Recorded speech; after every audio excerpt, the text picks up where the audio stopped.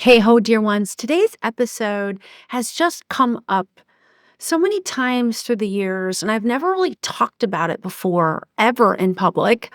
And it just came up very poignantly with a client. So I really wanted to do an episode about it because I really think that this affects light workers and it's not talked about enough.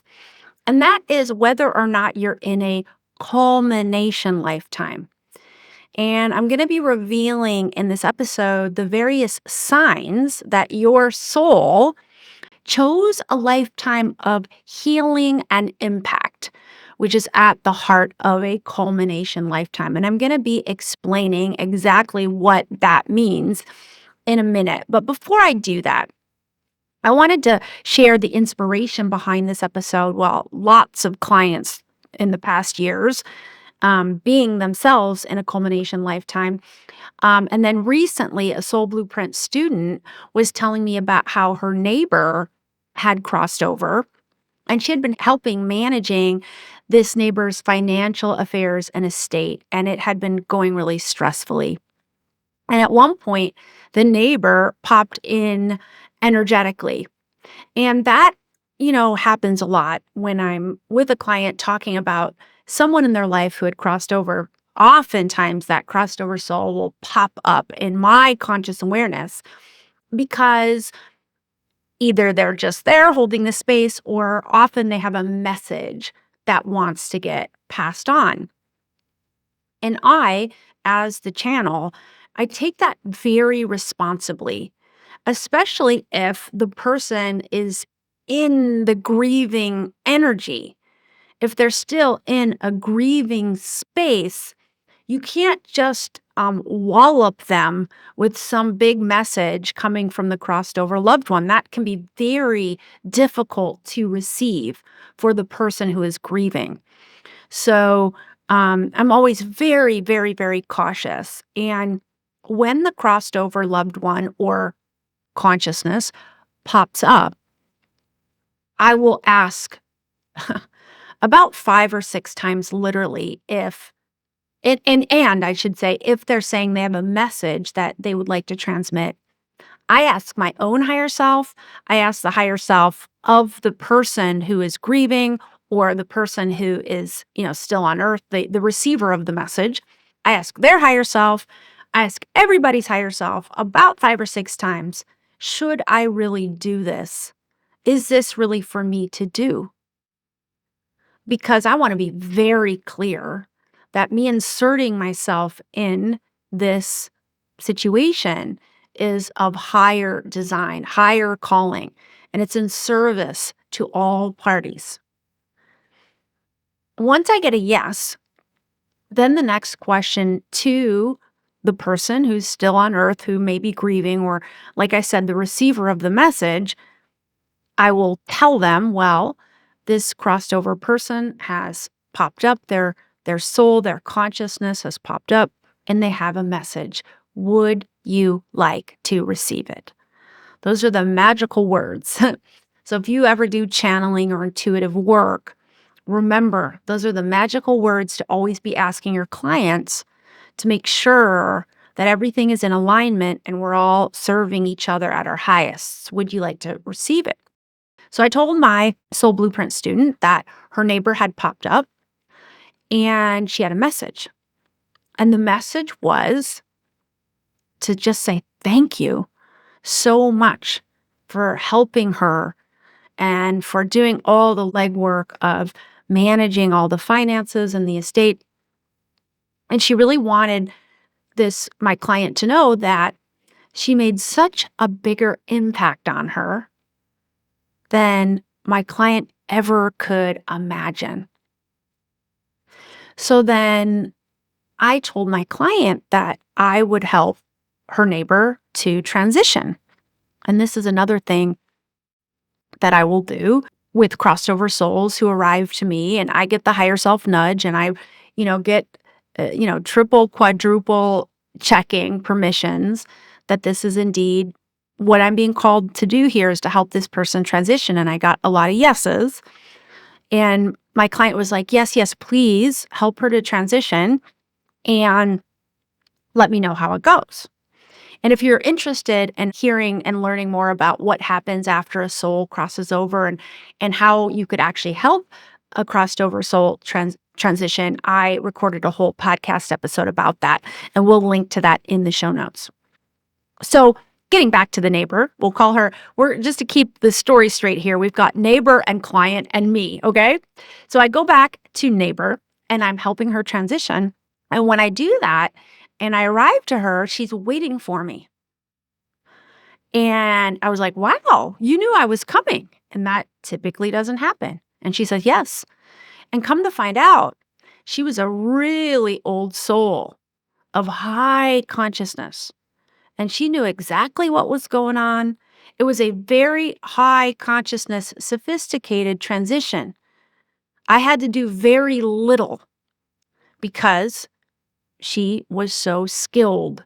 She knew what was happening. She was ready for it. She was prepared. The signs of a really high level light worker, spiritual person. So then I checked in and I asked her, are you in a culmination lifetime? And she said, no, actually wasn't. This lifetime actually wasn't a culmination. It was something that I like to call the potato farmer lifetime. She was in a potato farmer lifetime, and I'm going to tell you what that means. Because we tend to assume that old souls always choose huge, intense incarnations, but that's not actually true. We choose our lifetimes based on what we actually really need on a soul level. And every lifetime, we need something a little different. So some lives are about survival, some are about power, some are about healing, some are about service, and some are simply about rest, integration, and recalibration. And I think many of the light workers on planet right now that I have directly experienced this with, and I'm receiving this intuitively from source, as many of us are in culmination lifetimes. So let's go through some of the different soul lifetime categories. So we can choose a survival lifetime, and this is often what younger souls will choose because you're evolving and learning, and we have to learn how to survive before we can learn how to thrive. And that's about endurance, resilience, and basic human survival. Then we can choose power lifetimes. That's exploring leadership, influence, control, and responsibility. This can be sometimes the lifetimes where we actually incarnate to be the aggressor and not the victim. We've all had lifetimes where we were the victims, and we've all had lifetimes where we were actually the bad guy, so to speak, the aggressor, the person who wasn't wearing the shackles, but the person who was putting the shackles on someone else. And I find in my healing with clients, those are actually harder traumas to heal from than the ones where we were the victims. That can show up in a power lifetime. We have relationship lifetimes, and this is about deep soul contracts through love, family, and loss. Usually, if you have a lot of grieving in your lifetime, if that's a theme, you can be in a relationship lifetime. We have the mystic lifetimes where we're devoted to spirituality, awakening, and the divine. So a lot of us could actually be in a mystic lifetime right now. And to be clear, you can have many of these different themes in one. So this isn't necessarily one or the other, but you can kind of notice if there's a one overarching theme, then that is likely what you chose for this lifetime. You can have a creative lifetime where the major themes of your life are learning about expression, beauty, innovation, and creation. We can have a healing lifetime, which is about restoration, integration, and emotional repair. There are service lifetimes, which is about helping, teaching, guiding, and uplifting others. So for the service lifetimes, I sometimes call that the monk lifetime because you may have a past lifetime where you were a monk or a monk-like figure, where you had a lifetime of service. And you maybe in that lifetime took a vow of poverty. And if you've done that, that vow of poverty can be carried over to future lifetimes, to this lifetime. So if we don't release that, this can be a shadow or a wounding of a past service lifetime. So we bring that forward into this lifetime and we need to heal the vows of poverty or vows of only being in service at the cost of yourself. So all these lifetimes have high expression themes of the high expression things that we're here to do and be, and the wounding themes, the core trauma block themes. And then we're going to get to the potato farmer lifetime. And that's a rest and integration lifetime. That is a quieter incarnation focused on recalibration after intensity. So if you've had a super intense lifetime or series of lifetimes, then oftentimes we choose the rest and integration lifetime so that we can just have a break. We're not ready to heal from all that trauma yet. We need a sort of in between lifetime for rest and integration. And what will likely happen is the next lifetime is a big healing lifetime or even a culmination lifetime. And so the message I was getting from neighbor was that she had just crossed over from a rest and integration lifetime. It wasn't to say that her life was all easy and she had it all figured out. It was just to say that the highs weren't particularly high and the lows weren't particularly low. She was in that sort of potato farmer energy where she was living on her farm, tending to her potatoes, selling them at the store, and coming back home, maybe tending to some kids, and then being on her merry little way. But she was just in a rest and integration lifetime, but on her way back to the bigger lifetimes in terms of impact and experience and healing and service, because she was actually a really old soul with very sophisticated spiritual gifts that in the past lifetime she just left behind, she was keeping kind of quiet and to herself. That's actually very common of that generation, right? Generations of past, a lot of people had these gifts and then kept them quiet for a variety of reasons, but mostly because society doesn't really value it. And in recent time, society has labeled it weird or alternative or, not to be credible. So she had these massive gifts. She was in a rest and integration lifetime. So when I helped her transition, she was like pretty much good to go. I helped her do a little bit of energy release. I connected to her guides, and she's on to the next thing. And at her final message for me to pass on to my client was, you helped me in so many ways beyond anything that you ever realized. And all the ways that you helped me, you, client, considered to be not that big of a deal. And it was actually a really big deal. And I think this is so much of the work that we do for others. My client was doing something kind for her neighbor, and she labeled it as, well, not that big of a deal. But it was actually a really huge deal on a soul level for that neighbor. And I think so often, whenever we do an act of kindness or an act of service for someone else or humanity, we don't realize the actual bigness of the soul impact that we actually have. So, lastly, we get to culmination lifetimes. And these are lifetimes usually that bring everything I just talked about together to include rest. I mean, culmination lifetimes usually don't have you experiencing trauma after trauma after trauma. Usually it's you've had a lot of big lifetimes, and now you're to a point where you're going to bring it all together, and you've been storing up a lot of healing, and you're ready to heal. So it's a lifetime of deep healing followed by meaningful soul impact. And because it's very difficult to heal when you're in the middle of the trauma, right? You're carrying past lifetime and ancestral trauma forward. And maybe you had a little bit of trauma or a lot of bit of trauma in your childhood, in your youth, but now you're getting to the point where you've healed that.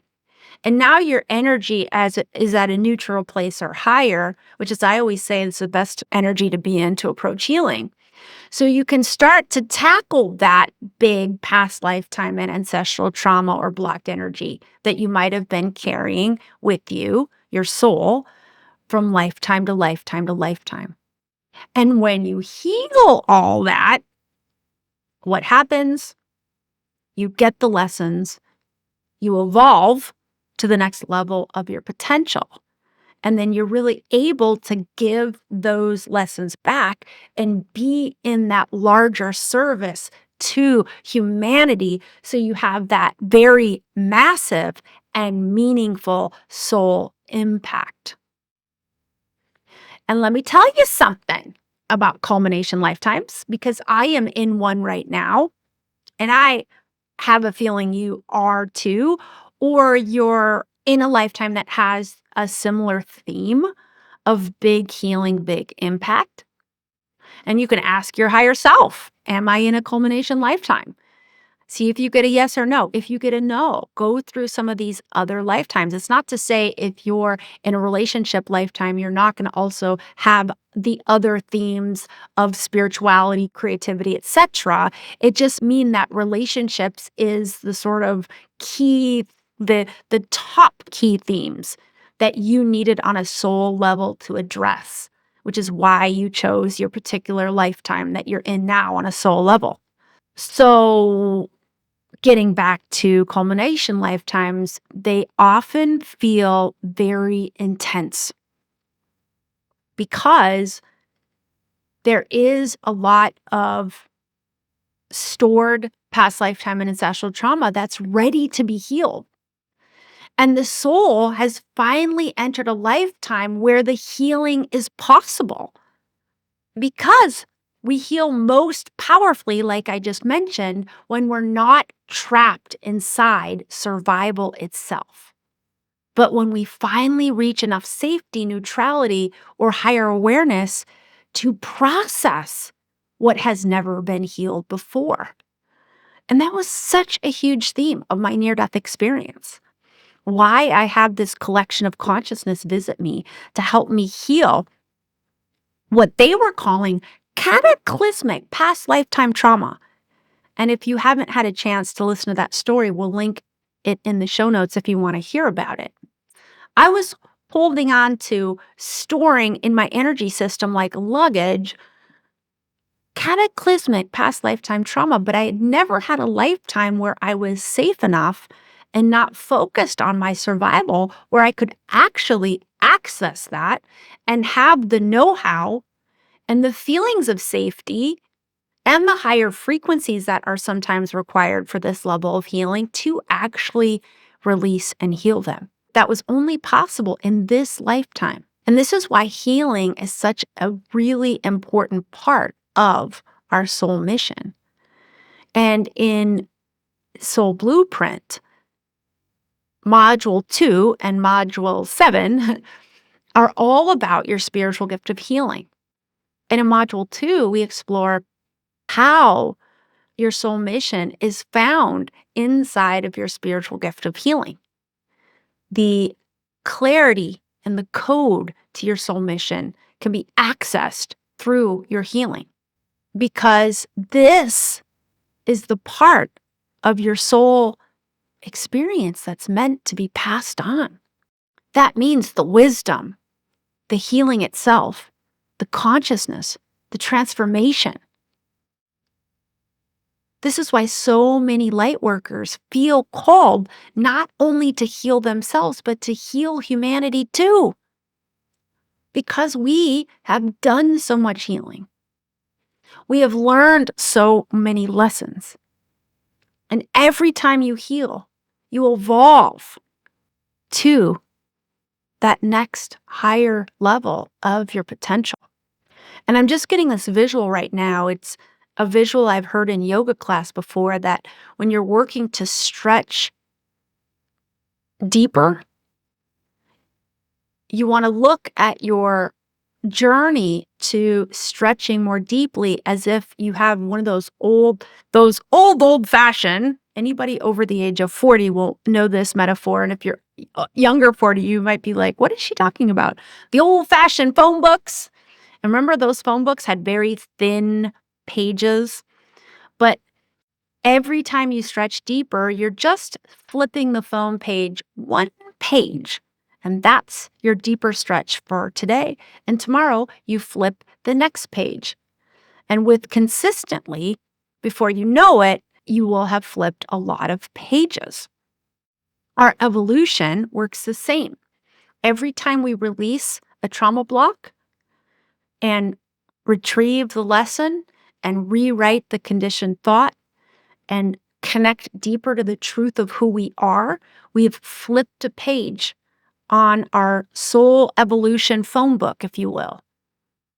And when we keep flipping pages, we finally get to the end of the book and to that space of enlightened, aligned energy. And that's the ultimate goal of all this, that we become enlightened energy inside of our human experience. So my invitation for you this week is to consider, what if the intensity of your healing journey isn't evidence that something has gone wrong, but evidence that your soul is finally at a lifetime where deep healing can happen? And I also invite you to ask the question, is this a culmination lifetime? If you get a yes, what healing is ready to happen next? If you get a no, what is the major theme, and you can have more than one, of this lifetime that I'm here to heal from, learn from, so that my soul can evolve? That's a wrap for this week, my dear ones. And certainly, as always, until next time, may you be soul alive.